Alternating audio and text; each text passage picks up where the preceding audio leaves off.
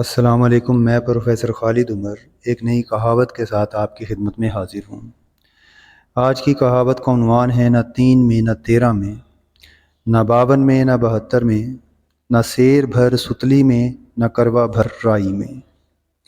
اس کہاوت کا پس منظر یہ ہے کہ یہ کہاوت عام طور پہ ایسے شخص کے لیے بولی جاتی ہے جس کی معاشرے میں کوئی اہمیت نہ ہو، جو کسی شمار و کتار میں نہ ہو، لیکن اس کے باوجود وہ اپنے آپ کو بہت کچھ سمجھے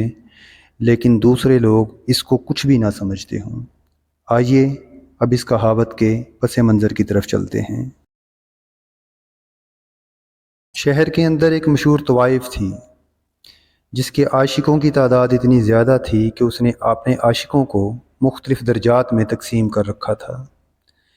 لہٰذا پہلے درجے میں اس کے عاشقوں کی تعداد 3 تھی۔ اسی طرح جو دوسرا درجہ تھا اس میں عاشقوں کی تعداد 13، اسی طرح تیسرے میں 52 اور چوتھے میں 72، جبکہ 5ویں اور 6ٹھے درجے میں اس کے عاشقوں کی تعداد اتنی زیادہ تھی کہ انہیں شمار کرنا خاصا مشکل تھا۔ لہٰذا اس کے لیے اس طوائف نے 5ویں درجے کے لیے 1 کلو ستلی یعنی سوت کی رسی لے کر رکھی اور اپنے ہر عاشق کے نام پر وہ ایک گرہ لگا لیتی، اور اسی طرح جو 6ٹھا درجہ تھا اس میں عاشقوں کی تعداد اس سے بھی زیادہ تھی، لہٰذا ان کے شمار کے لیے اس طوائف نے ایک کروا یعنی مٹی کا گھڑا لے کر رکھا اور ہر عاشق کے نام پر اس کے اندر رائی کا ایک دانہ رکھ دیتی، حتیٰ کہ رائی کے دانوں سے وہ گھڑا بھر گیا۔ ایک روز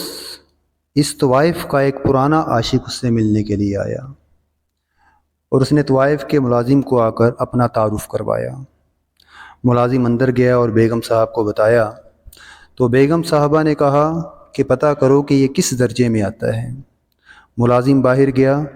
اور تھوڑی دیر بعد آ کر بیگم صاحبہ کو بولا کہ بیگم صاحبہ نہ 3 میں نہ 13 میں،